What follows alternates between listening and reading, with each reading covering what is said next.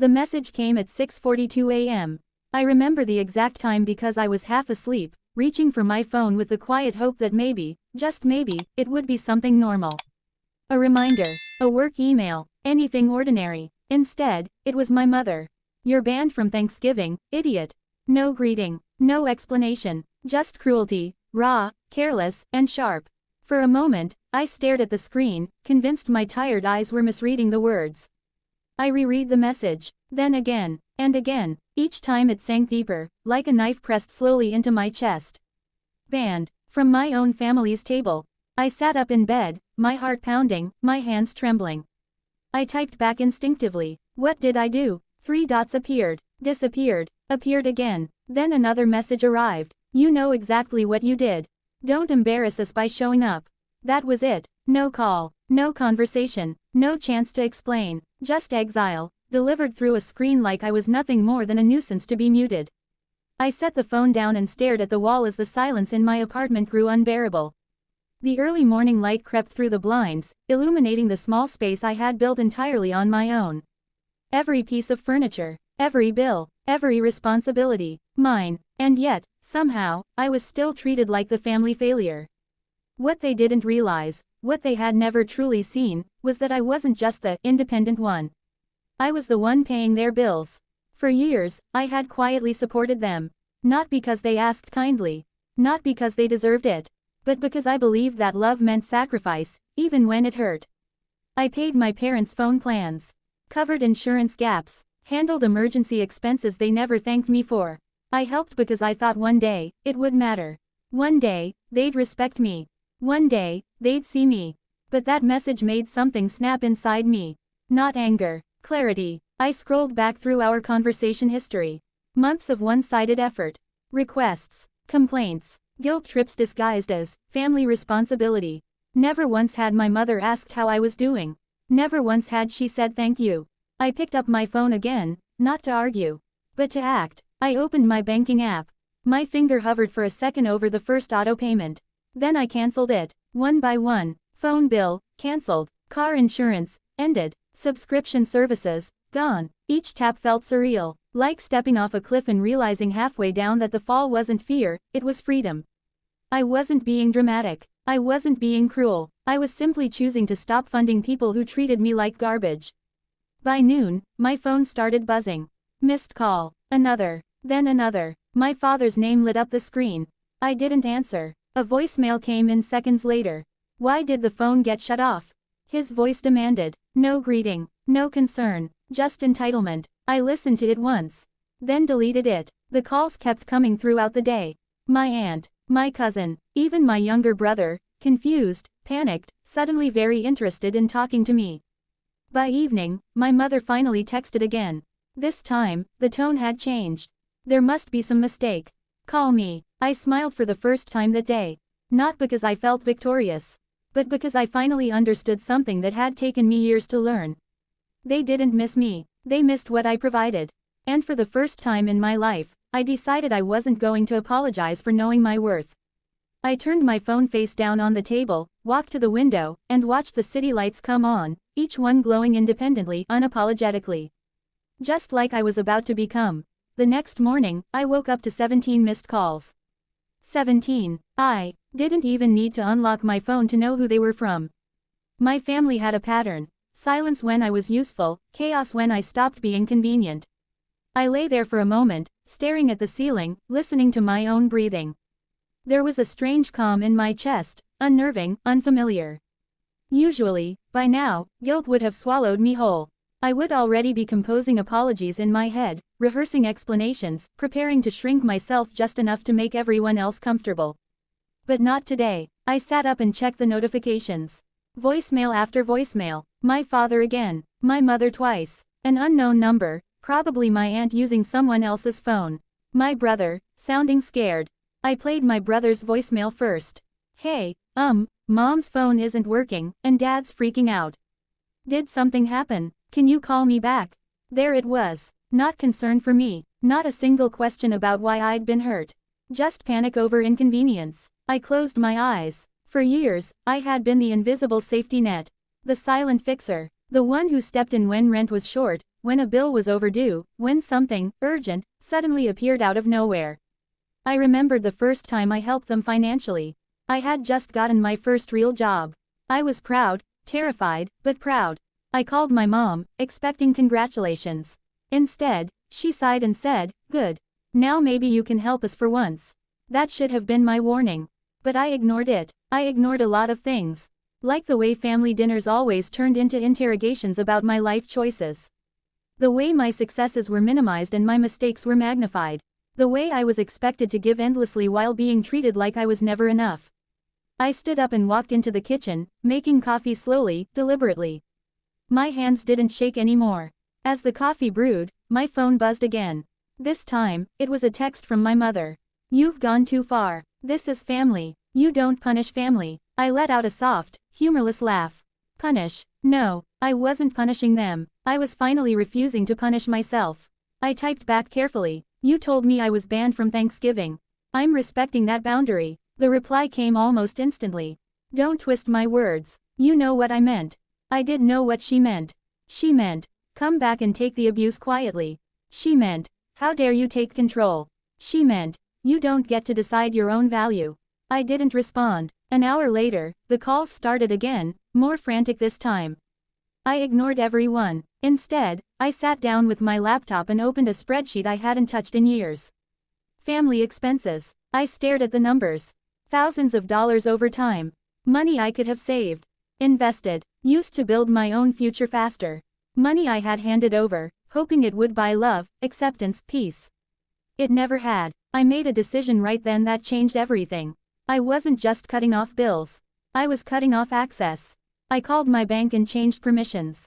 Removed shared access. Updated passwords. Locked down everything. With every step, I felt lighter, like I was slowly stepping out of a cage I hadn't even realized I was in. By afternoon, the messages shifted again. Now they weren't angry. They were desperate. "We don't know how to fix this. You're being unreasonable. People make mistakes. People do make mistakes. But patterns aren't mistakes. Patterns are choices. And I had been choosing them over myself for far too long." That evening, I went for a walk. The air was cold, sharp, honest. I passed families carrying groceries, couples laughing, strangers living lives that didn't revolve around my pain. For the first time, I asked myself a question I'd never dared to ask before. What if I'm not the problem? The thought hit me so hard I had to stop walking. What if I wasn't selfish? What if I wasn't difficult? What if I wasn't ungrateful? What if I was just surrounded by people who benefited from me believing that lie? My phone buzzed again. A new voicemail from my mother. Her voice was softer now. Fragile. Almost rehearsed. "Please call me. We can talk this out. You don't need to be like this." I stared at the screen. Be like this. Like someone with boundaries. Like someone with self-respect. Like someone who finally understood their own worth. I put the phone back in my pocket and kept walking. Because for the first time in my life, I wasn't running away from my family. I was walking toward myself. Thanksgiving morning arrived quietly. No frantic calls woke me. No guilt-filled messages lit up my screen. For the first time in years, the day felt still. Almost unreal. I sat at my kitchen table alone, a mug of coffee warming my hands, watching steam rise and disappear. This was usually the hour my phone would explode with demands, last-minute favors, money emergencies, emotional landmines disguised as family needs. But today, there was nothing. And that silence forced memories to surface. I remembered Thanksgivings from childhood.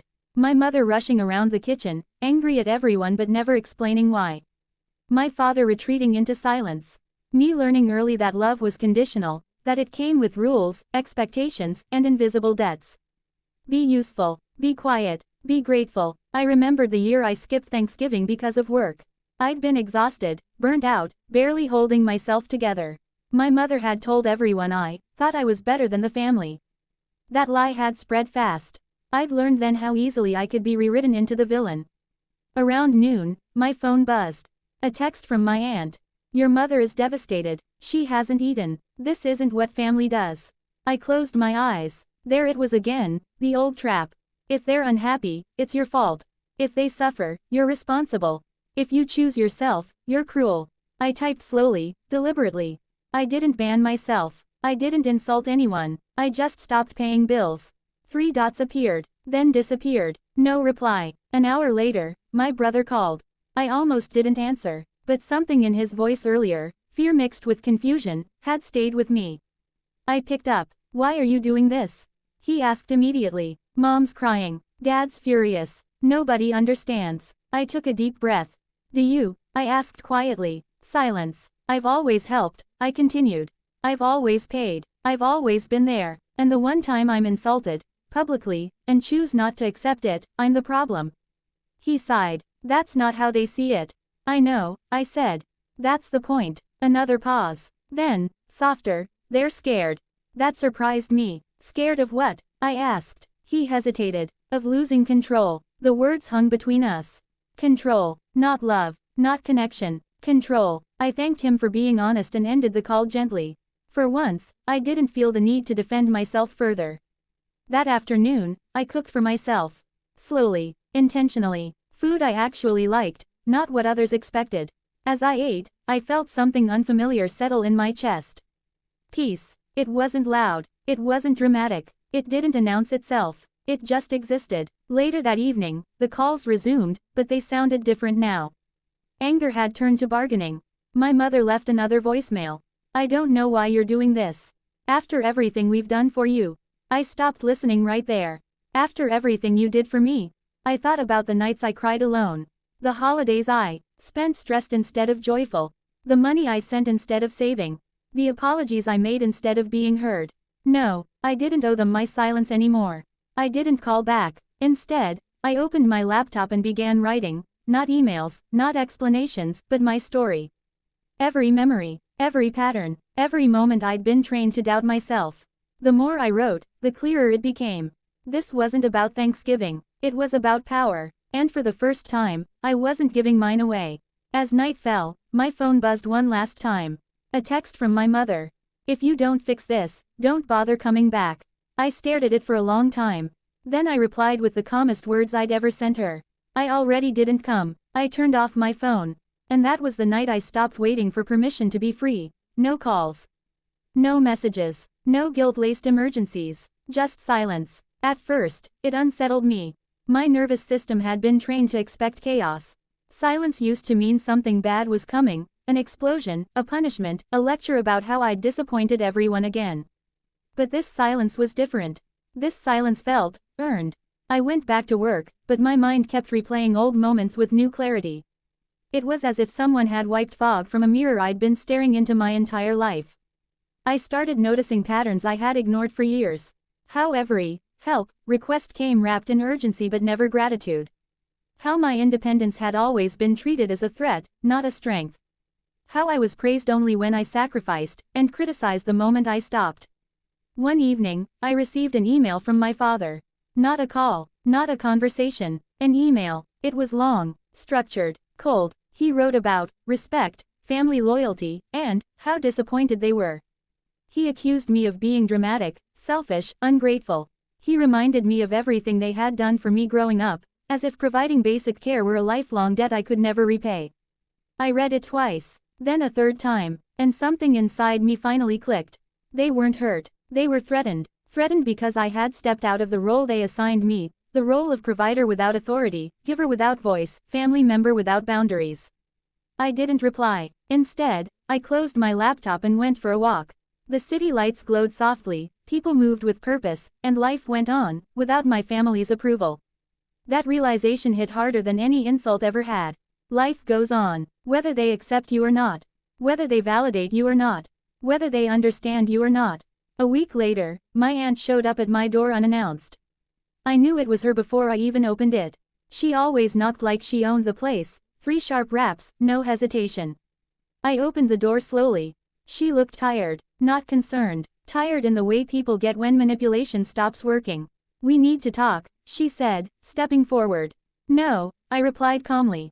"We don't." She blinked, clearly not expecting resistance. "You can't just abandon your family like this," she snapped. "Your mother is falling apart." I met her gaze. "Then she should talk to me with respect." "That's not how this works," my aunt said sharply. "You don't get to set rules." I smiled slightly. "That's exactly how it works now." Her face tightened. "You think you're better than everyone now because you have money." "No," I said evenly. I think I'm better at protecting myself. She scoffed. This is cruel. I took a slow breath. What's cruel, I said quietly, is banning your child from a holiday and expecting their wallet to still be open. For the first time, she had nothing to say. She left without another word. That night, I sat alone in my apartment, lights dimmed, music low. I thought about how many years I'd begged to be understood, how much energy I'd wasted trying to explain myself to people who benefited from misunderstanding me. And I made another decision. I wasn't going to chase closure. I was going to build peace. I unfollowed family members on social media, muted group chats, removed reminders of a life built on obligation. In the quiet that followed, something unexpected happened. I started sleeping better. My shoulders relaxed. My thoughts slowed. My laughter came back, real, unforced. Weeks later, a notification popped up on my phone. A missed call from my mother. Then a text. We need your help, please. I stared at the screen. The word, please, would have broken me once. Now, it only confirmed what I already knew. They hadn't changed, but I had. I didn't reply, not out of anger, not out of revenge, but because sometimes the strongest message is silence, especially when it's finally chosen, not forced. And that was when I understood something powerful. Walking away doesn't mean you stopped loving them. It means you finally started loving yourself. Winter came quietly. No dramatic confrontations. No sudden apologies. Just distance, clean, cold, and honest. The holidays passed without them. No Christmas calls. No New Year messages. For the first time in my life, I entered a new year without carrying anyone else's expectations on my back. At first, the loneliness surprised me. Not because I missed them, but because I was grieving the family I had always hoped they could be. I grieved the version of my mother who might have protected me instead of controlling me. The version of my father who might have stood up for me instead of staying silent. The version of family I had been chasing my entire life. Some nights, the grief came in waves. I would sit on the edge of my bed, staring at my phone, fighting the urge to reach out, not to apologize but to make the ache stop. Trauma bonds are deceptive like that. They whisper lies, telling you that returning to pain is better than sitting with truth. But I didn't give in. Instead, I started therapy. It was uncomfortable at first, saying things out loud that I had spent years minimizing. I feel guilty for choosing myself, I admitted during one session. My therapist looked at me gently and said, that guilt isn't proof you're wrong. It's proof you were trained to put yourself last. That sentence stayed with me. I began to understand that I wasn't heartless, I was healing. As weeks passed, my life slowly expanded into the space my family had once occupied. I invested time into friendships I had neglected. I picked up hobbies I had abandoned because they were labeled selfish. I learned how to rest without feeling like I needed to earn it. Then, one evening, my brother showed up. No warning, no messages, just a knock at my door, hesitant this time. When I opened it, he looked smaller somehow. Not physically, but emotionally. Like someone who had been carrying weight that was never meant to be his. Can we talk? He asked quietly. I nodded and stepped aside. He sat on my couch, staring at his hands. They're struggling, he said.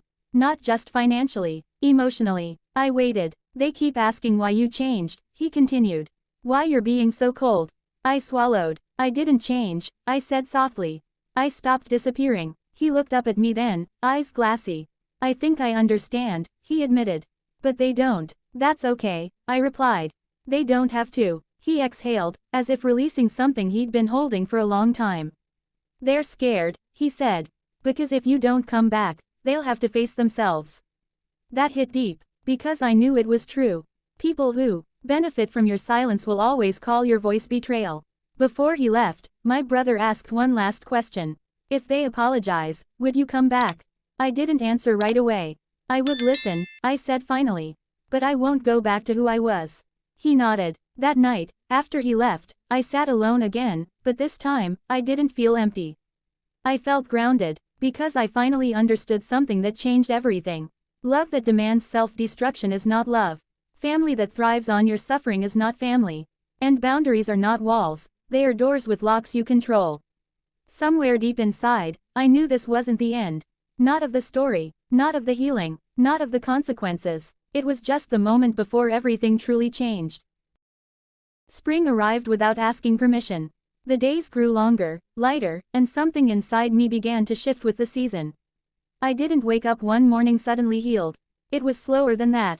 Quieter. Healing came in small moments. The first time I laughed without guilt, the first weekend I spent doing nothing and didn't feel ashamed, the first time I realized an entire day had passed without thinking about them. That's when the email arrived. Not from my mother. Not from my father. From a lawyer. At first, I thought it was spam. I almost deleted it, but something made me open it.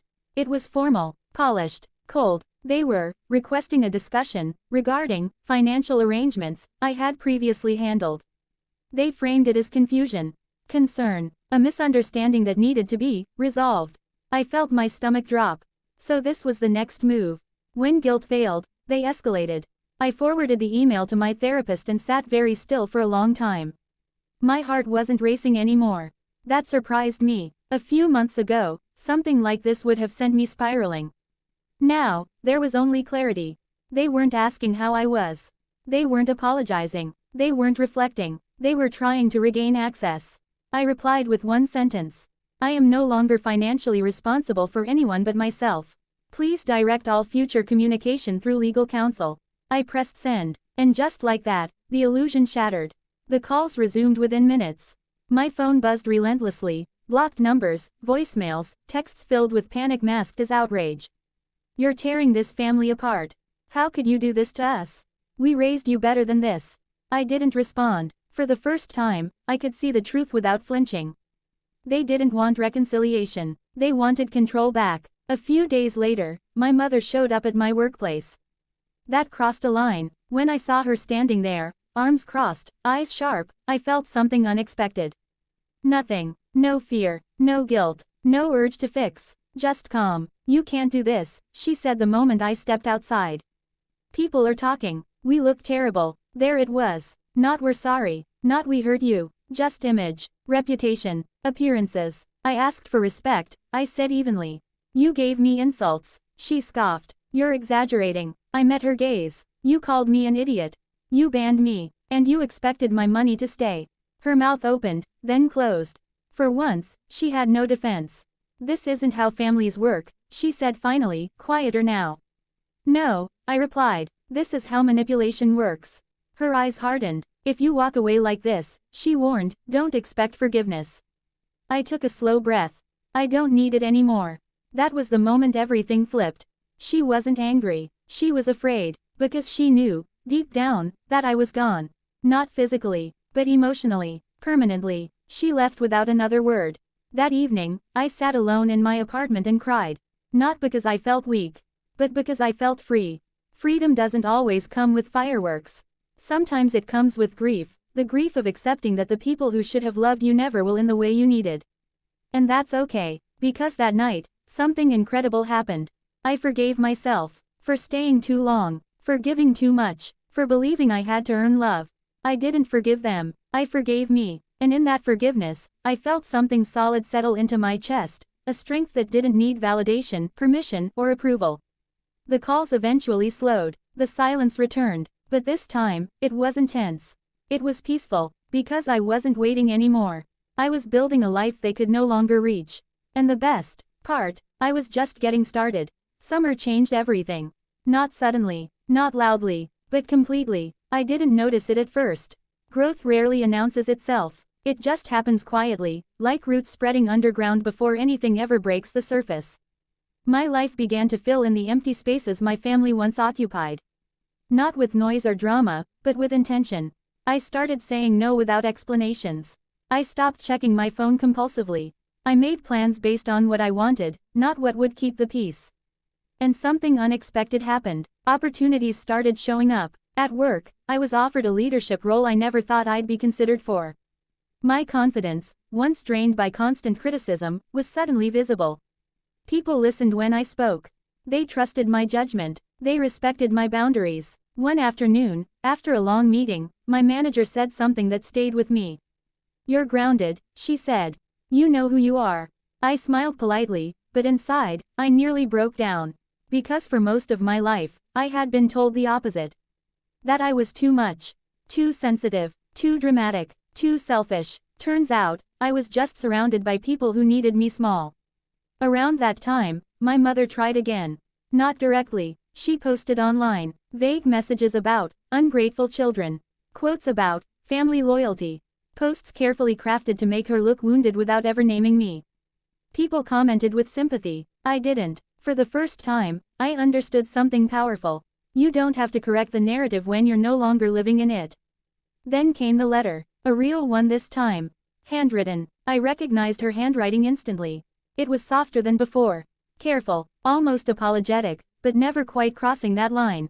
She wrote about how hard things had been. About stress. About misunderstandings. About how she never meant it the way I took it. There was no accountability, no acknowledgement of the insult, no ownership of the manipulation, no apology, just pain, hers. I folded the letter and placed it back in the envelope. And I didn't respond, not because I was cruel, but because I had finally learned the difference between remorse and regret. Remorse says, I hurt you.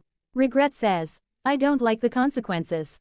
Weeks passed, then months. The noise faded. My brother still checked in occasionally. We spoke honestly now, without pressure, without sides. They're not doing well, he admitted once.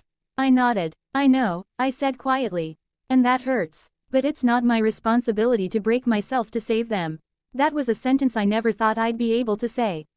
But it was true. One evening, as I sat on my balcony watching the sun dip below the horizon, I realized something else. I wasn't angry anymore. Anger had burned off, leaving clarity behind. I didn't want revenge. I didn't want apologies. I didn't want closure. I wanted peace. And I had it. Because sometimes, the greatest act of self-respect isn't confrontation. It's walking away, and building a life so full that the past no longer has room to haunt you. And as summer turned to fall, I knew the story wasn't about what my family lost.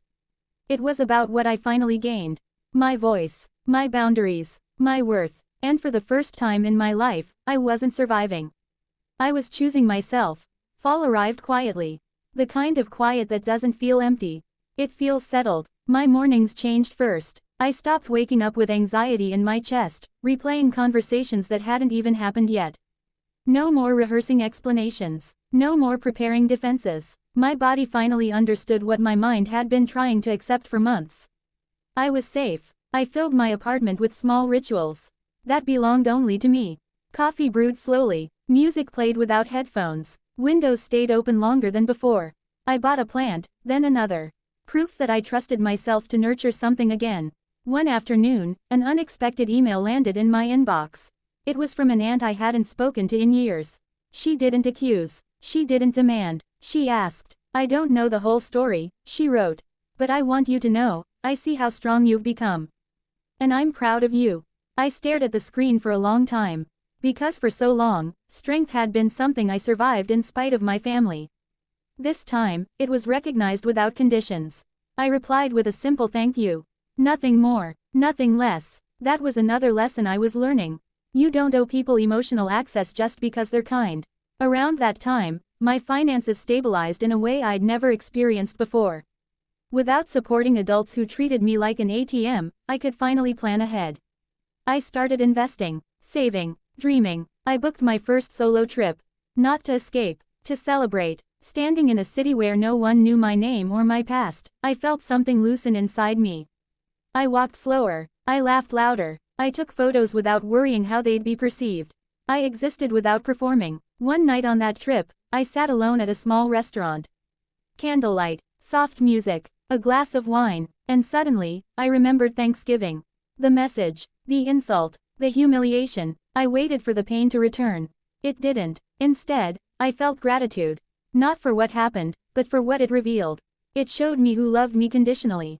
It showed me who benefited from my silence. It showed me how powerful my absence truly was. Back home, my mother tried one final time. This time, it was direct. A voicemail. Her voice trembled. She said she missed me. Said the house felt empty. Said she wished things were like before. I listened once. Then I deleted it. Because, like before, was a place where I disappeared so others could feel comfortable. And I was never going back there. That night, I wrote something down in my journal, a promise to myself. I will never again finance my own disrespect. I will never again confuse guilt with love. I will never again shrink to keep others warm. The holidays came and went.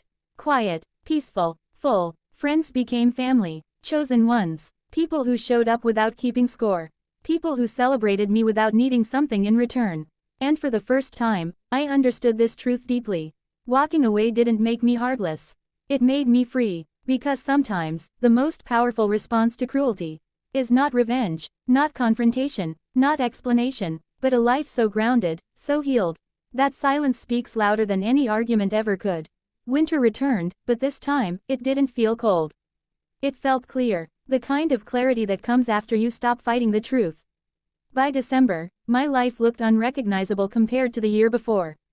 Not because everything was perfect, but because everything was honest. No fake smiles at family dinners. No tense group chats. No constant fear of saying the wrong thing. Silence had created space, and in that space, I rebuilt myself. Work became more than survival. I was promoted, not because I worked myself into exhaustion, but because I finally worked with focus. I set boundaries. I said no without apologizing. And strangely, people respected me more for it. One evening, a coworker asked, "How did you learn to be so firm?" I paused, because firmness had once been something I was punished for. I learned what happens when you're not, I said. At home, I redecorated. I took down the last photo that included my parents. Not out of anger, but because it no longer represented my present. I replaced it with a photo of myself on my solo trip. Smiling, unburdened. On New Year's Eve, my phone buzzed again. A message from my younger sibling. Short, careful, they're struggling, they don't know how to manage without you. I typed, deleted, typed again, then I sent one sentence. I hope they figure it out. And that was it, because compassion does not require self-sacrifice. As the months passed, I noticed something unexpected. My family stopped contacting me altogether. No more calls, no more messages, no more guilt. At first, it felt strange. Then it felt peaceful. I realized they hadn't cut me off. They had finally accepted that manipulation no longer worked. And that was their version of closure. One afternoon, I ran into an old family friend at the grocery store. She looked surprised to see me. "I heard you disappeared," she said. I smiled gently. "No," I replied. "I arrived." She didn't understand, but I did. That night, I cooked a small meal. Just enough for one. I lit a candle, not for romance, not for tradition, but as a quiet marker of survival. I raised my glass to the version of me who once believed love meant endurance. To the version of me who paid every bill and swallowed every insult. To the version of me who thought being needed was the same as being valued. And then, to the version of me who finally walked away. Because the cruel text message didn't destroy me. It freed me. It taught me that self-respect will cost you people who benefit from your self-doubt. And that's not a loss. That's the price of becoming whole. By now, months had passed since that cruel text. Thanksgiving, the insults, the financial pressures, all of it existed only as memories, like chapters of a book I had finally closed. The freedom I felt wasn't loud. It didn't announce itself with fireworks. It was quiet, solid, permanent. I started noticing the small victories. Morning coffees without anxiety, evenings spent reading instead of revisiting old wounds. A phone that no longer rang with guilt or demands. A heart that no longer tightened at the thought of disappointing anyone. I began giving to myself what I had once given freely to those who never valued it: time, patience, love, and attention. I traveled. I explored hobbies. I invested in friendships. I started saving. I started dreaming, not to please anyone else, not to meet expectations, but simply because I could. And slowly, I realized something deeper. The people who tried to control me, who insulted me, who manipulated me, they were never my measure. I was my measure. I was my standard. I was my boundary. I was my peace. One day, I looked at myself in the mirror and finally saw what I had been blind to for years: strength, resilience, and the quiet, unshakable power of someone who chooses themselves above all else. I thought about the texts, the calls, the visits, the constant pressure. And I realized, none of it had the power to break me unless I let it. And I didn't. I had walked away from toxicity. I had chosen peace over chaos. I had chosen myself over obligation. And in that choice, I found freedom. The cruel message that once shook my world didn't destroy me, it taught me the most important lesson of my life. Love yourself enough to walk away from anything that diminishes your worth. Respect yourself enough to never apologize for setting boundaries. Value yourself enough to let go of people who profit from your suffering. As I sat there, the sun spilling golden light into my apartment, I finally understood. This is my life, my choices, my story, and no text, no insult, no demand will ever have power over it again. Because I am not defined by cruelty, I am defined by courage. I am not defined by betrayal, I am defined by strength. I am not defined by anyone else, I am defined by myself. And with that understanding, I smiled. Truly smiled, not out of relief, but out of triumph. Because I had survived, I had grown, I had chosen me, and that choice changed everything.